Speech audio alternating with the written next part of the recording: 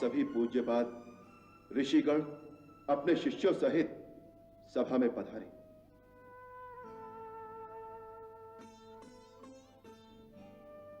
समस्त राजा लोग भी उपस्थित हो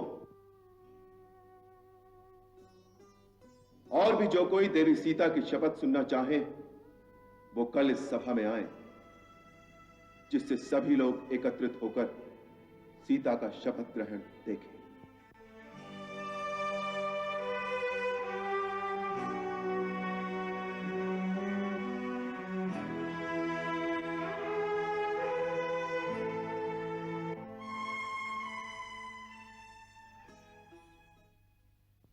यह स्त्री का अपमान है, उसकी विडंबना है। परंतु पतिव्रता स्त्री पति की प्रसन्नता के लिए ही सब कुछ सहन करती है। इसलिए श्री रघुनाथ जी जो आज्ञा देंगे सीता वही करेगी। ये कहाँ का न्याय है रे? स्त्री होने का इतना बड़ा दंड? मेरी दृष्टि में तो पहली अग्नि परीक्षा भी अनुचित थी। यदि तुम्हारे मन में विश्वास नहीं है तो 1000 अग्नि परीक्षा हो, 1000 शब्दों का कोई अर्थ नहीं। और यदि विश्वास है तो उनकी कोई आवश्यकता ही नहीं।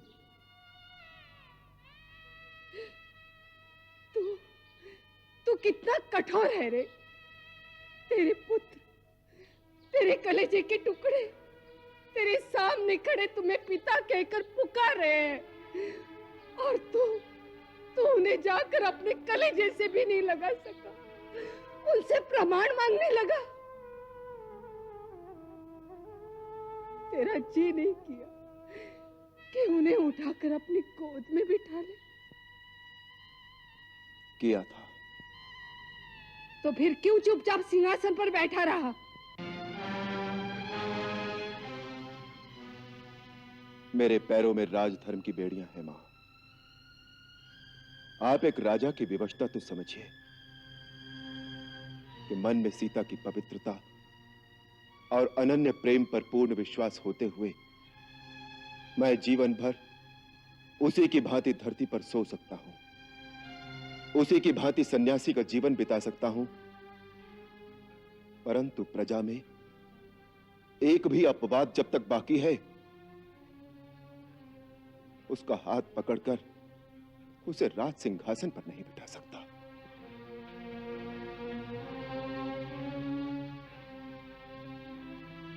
आज आपने सभा में कुछ आवाजें सुनी। राज्य में ऐसी और भी कई आवाजें होंगी।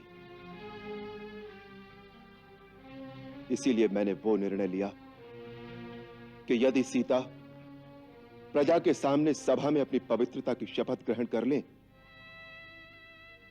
तो फिर प्रजा में कोई विरोधी आवाज नहीं रह जाएगी।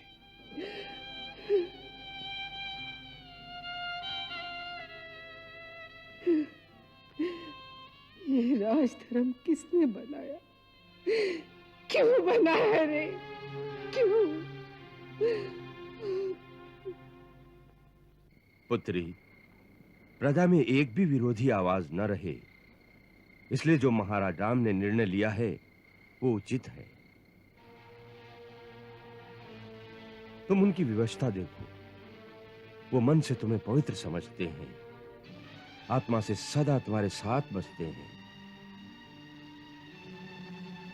तुम्हारे वियोग में वो तुमसे अधिक दुखी होंगे, परंतु राजा होने के नाते उन्हें राजधर्म इस प्रकार पालना ही पड़ता है जिससे आदर्श के कीर्तिमान स्थापित हो। यही समय है उस अपकीर्ति को धोने का। प्रजा में पश्चाताप की लहर बढ़ रही है। ऐसे समय राम तुम्हें शपथ लेने के लिए कहते हैं जिससे यह अपवाद पूर्णतः मिट जाए। तुम्हें राम की सहायता करनी है। ठीक है गुरुदेव, मैं अवश्य उनकी सहायता करूंगी। मैं वही करूंगी जिससे ये अपवाद सर्वदा के लिए मिट जाए। आप निश्चिंत रहिए, कल के पश्चात फिर ये अपवाद कभी नहीं होगा, कभी नहीं होगा।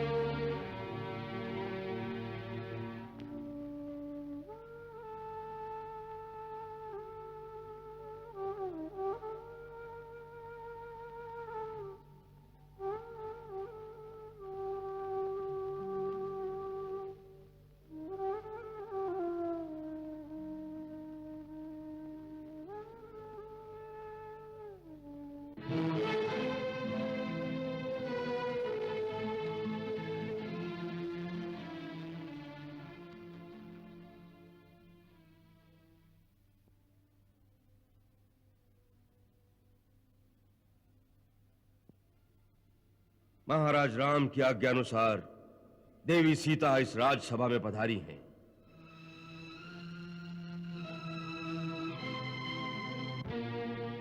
हे दशरथ नंदन, ये सीता उत्तम व्रत का पालन करने वाली मेरी धर्मपुत्री है।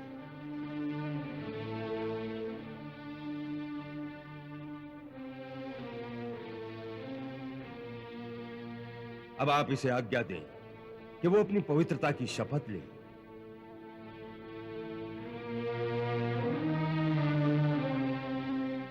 लोकापवाद से डरे हुए आपको वो अपनी शुद्धता का विश्वास अवश्य दिलाएगी, परंतु इससे पहले समस्त सभासद, गुरुजन, माताएं और आकाश में स्थित देवता मेरी एक बात सुन ले। मैं प्रचेता का 10वां पुत्र वाल्मीकि हूं। मेरे मुंह से अभी तक कभी कोई झूठ नहीं निकला और मैं इस सभा में प्रमाण पूर्वक कहता हूं कि ये दोनों आप ही के पुत्र हैं।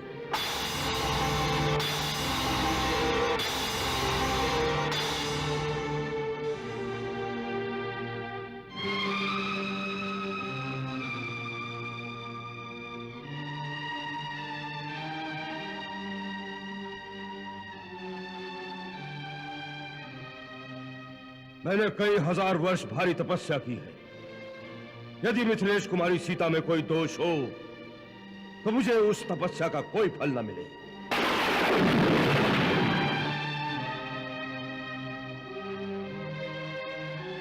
मैंने मन, वाणी और क्रिया द्वारा पहले कभी कोई पाप नहीं किया है। यदि मिथिलेश कुमारी सीता निष्पाप हो तभी मुझे अपने उस पुण्य कर्म का फल प्राप्त हो, अन्यथा मेरे सारे पुण्य कर्म निष्फल हो जाएं।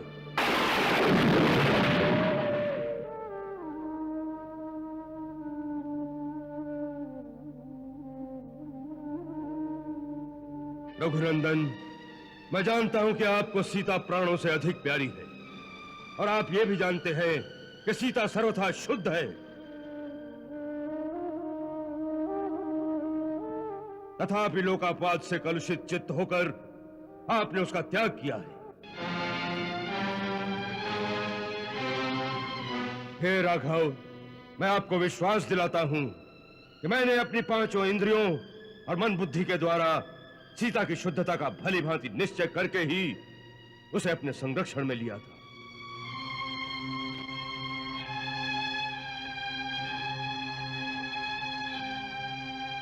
महाराज, मैंने दिव्य दृष्टि से यह जान लिया था कि सीता का भाव और विचार परम पवित्र है, इसीलिए यह मेरे आश्रम में प्रवेश पा सकी है। इसका आचरण सर्वथा शुद्ध है, आप इसे छू भी नहीं सकता है, तथा यह पति को ही देवता मानती है।